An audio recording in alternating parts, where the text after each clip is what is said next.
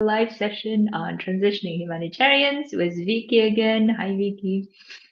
Hi, Asel. Hello, everyone. It's great to be here and welcome back to our first edition of the February Transitioning Humanitarians.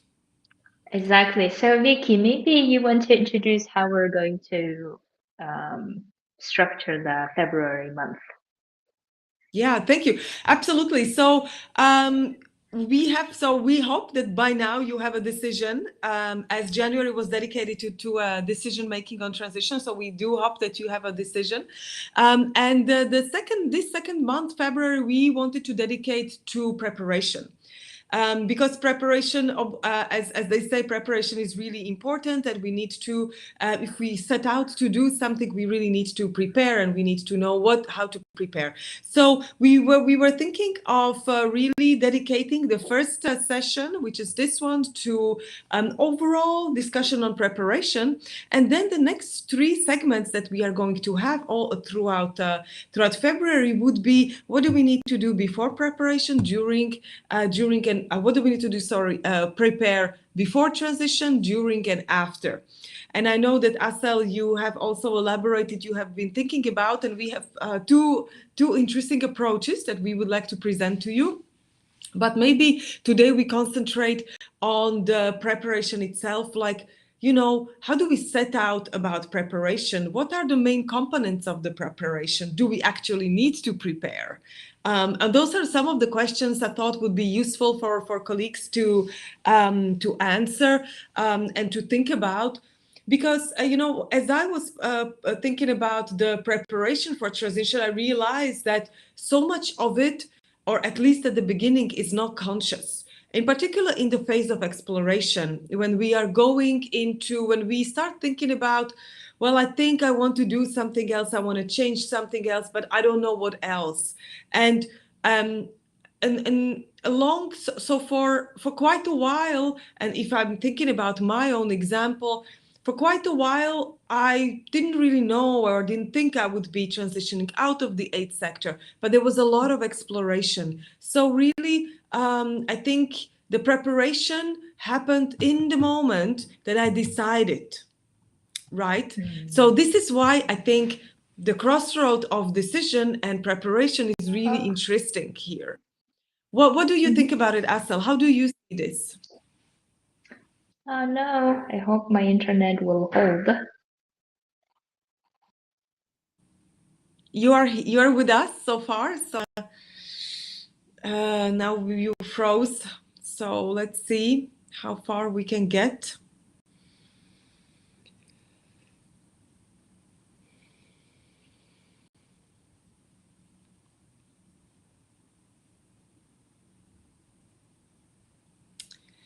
Okay, so you have frozen, Asel, so I'm not really sure if this is recording or not recording, but we will wait to come back, and hopefully we haven't lost a lot of time with this and discussing preparation for transition.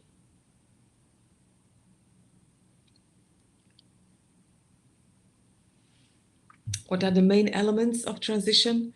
What do we need to do to prepare? I see this is still recording, although I'm not really sure if it's really recording, if Asel is not here. But we are talking about preparation for transition. Can you hear me, Asel? Okay. So we are still talking about preparation for transition out of the aid sector or other kinds of transitioning, maybe even within the sector.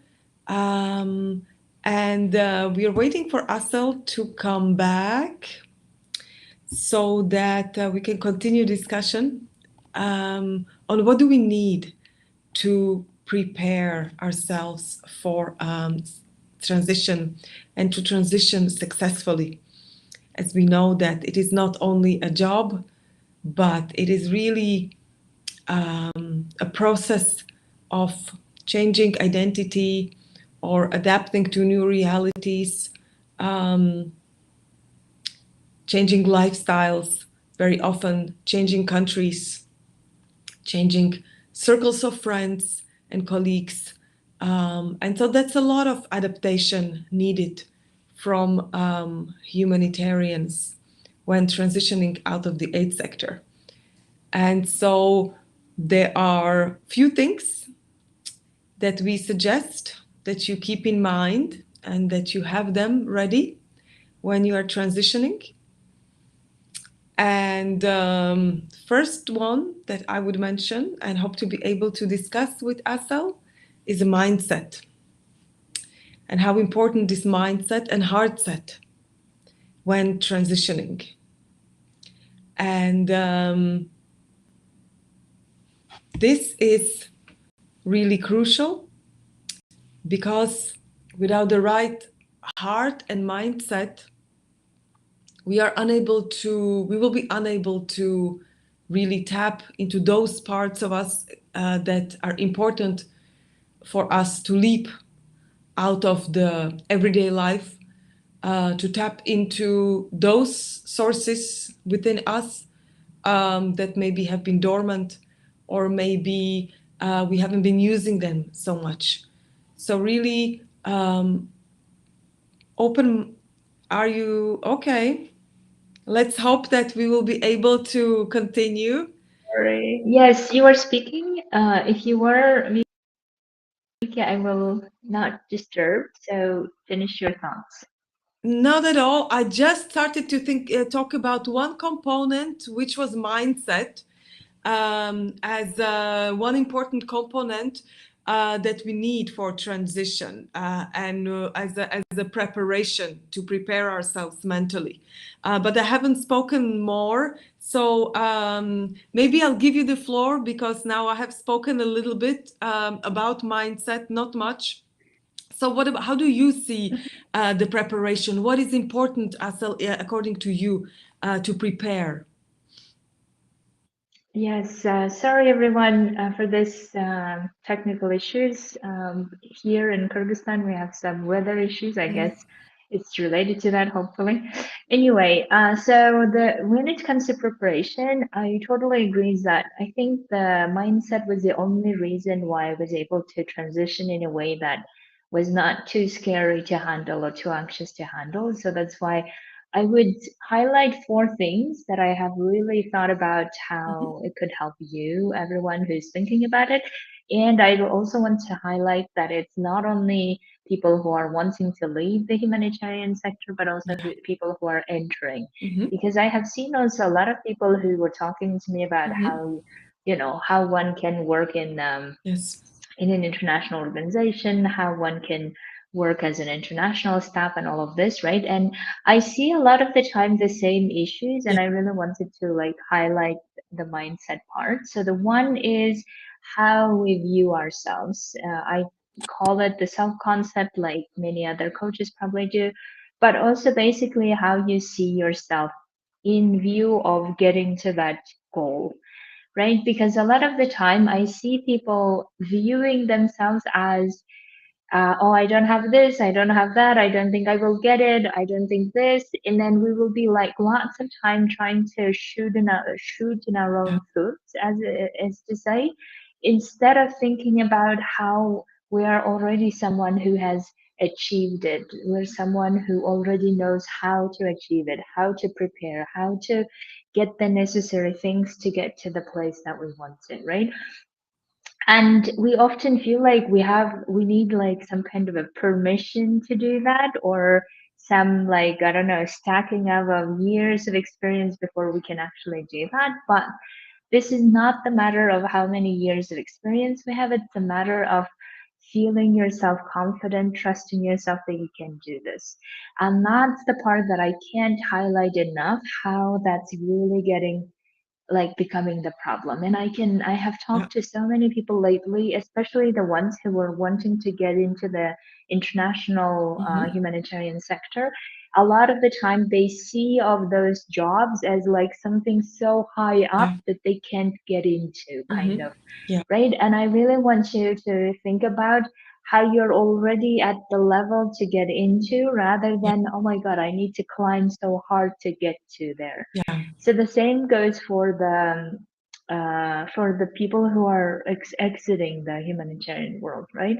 So that's why the first thing I really want to highlight is how you view yourself is key in how you prepare. And therefore, my advice would be think of yourself as someone who has already accomplished. How would that person prepare this journey? Instead of the person who needs to climb all the ladders again or all the ladders before getting somewhere, right? The I don't know if you have anything you want to say about this, and then I will go to the other Mm-hmm. point. No, absolutely, super important. I think this is we frequently see this underestimation of oneself in the aid sector.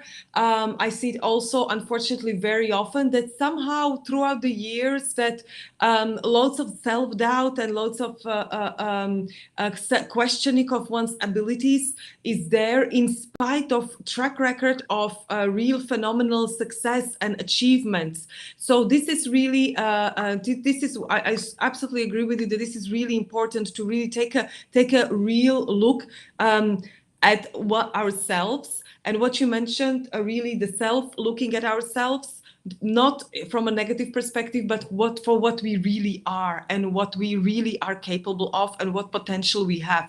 Because without this sort of understanding, I think things would be difficult. So absolutely super agree with you. Yes, thank you.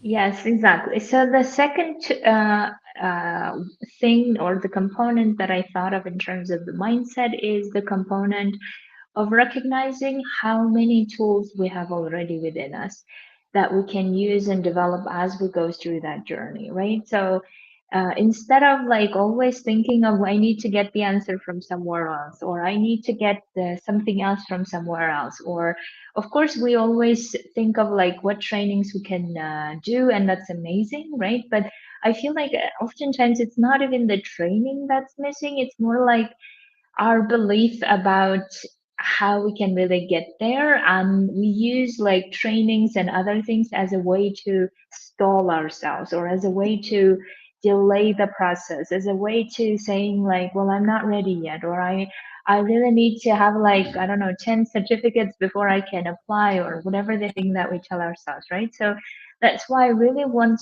everyone to think about what are the tools that we have within us already that we have been able to use in our previous experience, or maybe even tools that we haven't really used yet, and how can we Mhm. use that. So one of the things that I was thinking, concrete example would be like when we are transitioning, there will be probably some failures or a lot of failures, a lot of mistakes made.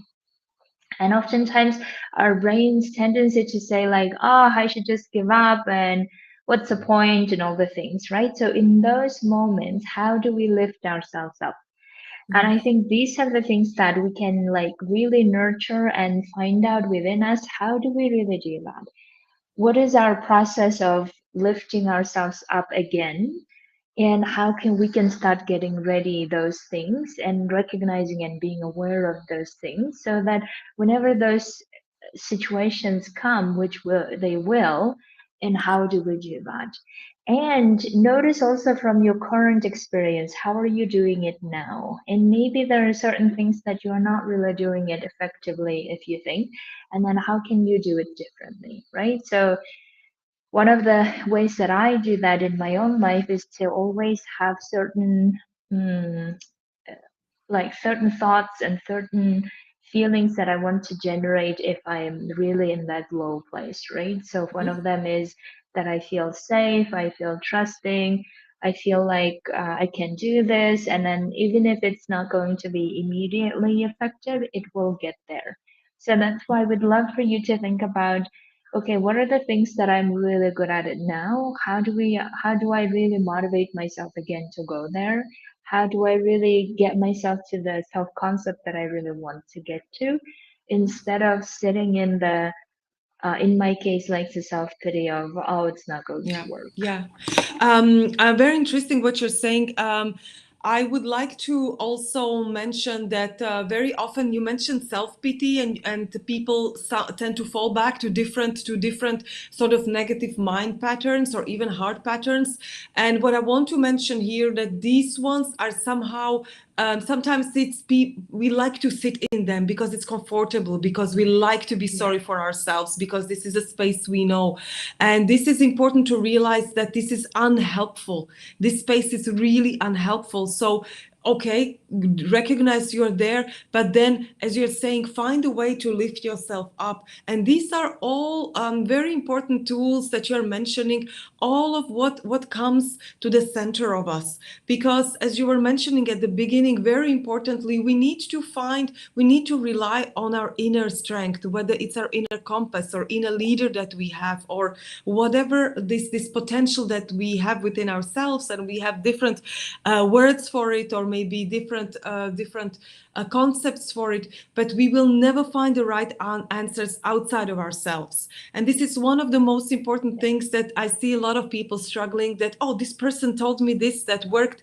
And it's fine, it's good to try, it's good to listen to others, to hear other people's experiences, but you will only be able to rely on yourself to be able to really do the most profound and the most difficult work that is needed. So here, yes, very important what you're mentioning, the self-confidence, the inner leader, the connection to your inner core, and reliance on it. So Yeah, very important. Yeah. exactly. And the third one that I was thinking about is that we tend to create roadmaps usually, I think, in the way of how many CVs I need to send, or how many motivation letters, or where, right? We tend to think about a lot in the technical ways of basically what gets me the job. And maybe, if we're in the starting position in our career, maybe that's probably something many of us have tried, and that's how we also get into the field, and that's very understanding. But I also find that in the transitioning journey of many humanitarians who have already have experience, and they are in their careers where they really want to go to the specific place, or Mhm. to the place that they really want to, right? So if that is the case, I would really love to suggest that you don't really focus first on the what the CV should look like, or the motivation letter, even though they are of course important part of representation of who we are, but also how are we seeing ourselves, and how are we feeling in the moments when we are applying, when we are writing those things. Because I see oftentimes that we tend to send out so many of them in the old days, right? And then just say, hopefully one of them will Mhm. happen, instead being also allowing yourself to be Yeah. picky, and allowing yourself to be very tailor made, and say, this is what's worth my time, and this is what's worth to craft Yeah. my documents and papers, instead of just keep trying everywhere and see what happens. And that will also show you that if your mindset is around, oh, I just see what happens and Mhm. then one of them will Mhm. stick, that's really showing that you are not really Yeah. feeling Yeah. confident, and you're not really feeling Mhm. trusting and committed to what you really want to achieve. But rather, it's really showing you the mindset of, I'm afraid that I won't get anything, so I rather try everywhere, right? So you see the Yeah. difference. And I really want you to think about, when you're preparing yourself, think about what is really worth your time and investment in terms of where you want to apply and Mhm. how you want to apply. And don't apply it from this scarcity place of, oh, I hope things will work out, but from the place of, I know it will work, I just need to get my documents or my Yeah. application in the way that I really think they will benefit from, or they will want to talk to me, or they will want to interview me, right? So that you also show yourself how you can actually rely on yourself, like Vicky was saying. Mhm. Yeah, yeah, absolutely. Whatever comes from a place of fear or place of scarcity will have only very limited and very short benefits. It's never on the long term. I also wanted to mention importance of heart space. Even though I'm not really even, I found the word that it exists, but I think not many people actually know that it exists. So really have a mindset as we talked about, but there is also another part, having a heart set, and really because we often tend to intellectualize loads of things, but a transition is not purely, and I see we lost Asel again, so hopefully she'll be coming back soon. But transition is not a purely intellectual exercise. There is a whole part of us that is in it. There are our emotions, intuition. There is a lots of other things that make a part of a transition. And this is why I think it's really important to also have an open, not only open mindset, but also open heart set, because we need to also be prepared to face new emotions. We need to be prepared that there will be new things coming to our life that will be either testing us, or new things that are coming to us, to allow us to grow and learn. So this is why I believe, and this is we are mentioning this with Asel as real the some of the most important components to prepare for a transition, to have an open mindset, to have a really positive self-concept about ourselves, to have self-confidence, and to have an open heart set, as really some of the primordial parts of the preparation. And as you see, none of these components actually are tangible components, in a sense that I need this training, or I need to have this amount in my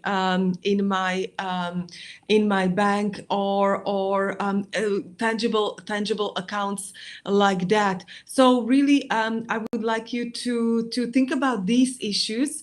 And I'm seeing from Asel that unfortunately she will be unable to complete our session, which is unfortunate. But since I'm here, then I will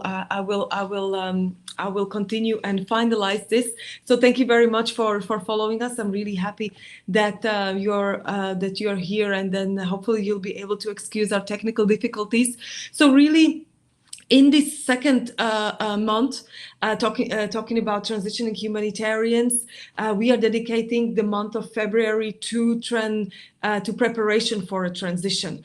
And some of the most important elements that we have mentioned that are very important before we transition, but also they're in the process. So we work on it even when we are transitioning, is really the mindset. To have, as Asel mentioned, to have a really positive, I'm just summarizing, my dear. I'm very good to have you here.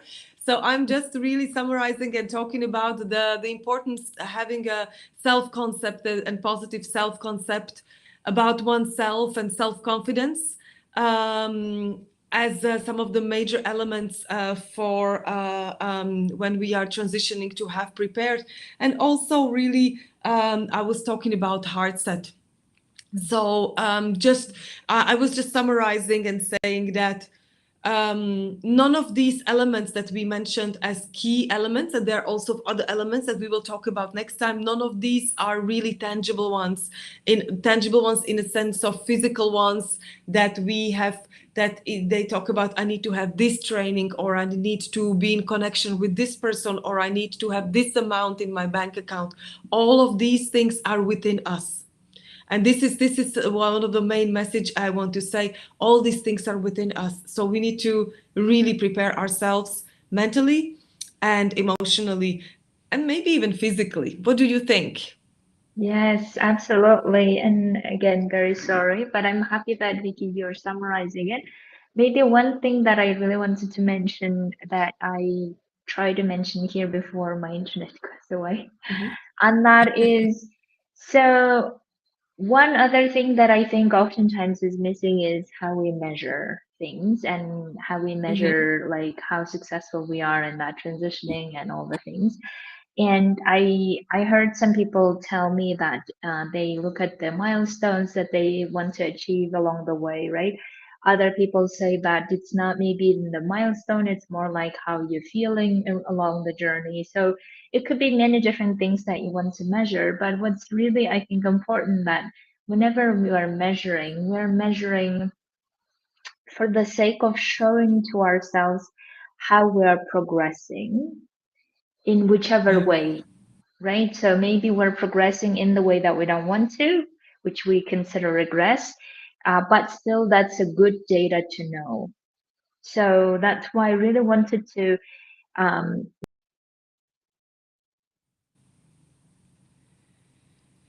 I'm afraid we are losing Asel again. But important milestones. I don't want to use the word KPIs because I think this is maybe not the word we want to use, or maybe some people might have a bit of negative reactions to KPIs. But really, whatever unit is useful for to be able to measure your success and to capture the learning. I think capturing the learnings, because we will be facing loads of different situations, and many times we will go into different areas, explore different areas, and we will at the end not decide to go to pursue that particular path, but there will be a lot of learning from us. So really capturing the learning and setting certain milestones or certain indicators that will indicate to us how we are progressing. So with this, I again apologize for the technical difficulties. I hope you'll still be able to benefit. And do please let us know, how are you faring? How is it? How is your mindset? How are you preparing your mind? How are you preparing your heart? What is it that you need in the preparation for transitioning? And maybe you are already on the journey. So don't hesitate to share your thoughts with us. Don't hesitate to reach us, and we'll be happy to hear from you. And maybe you can even come and join us talking about these things. So thank you again. And we see you next Thursday at 1 o'clock Central European Time with continuation on the subject of preparation for transitioning, for transition within or outside of the aid sector. And thank you, and see you next time. Goodbye.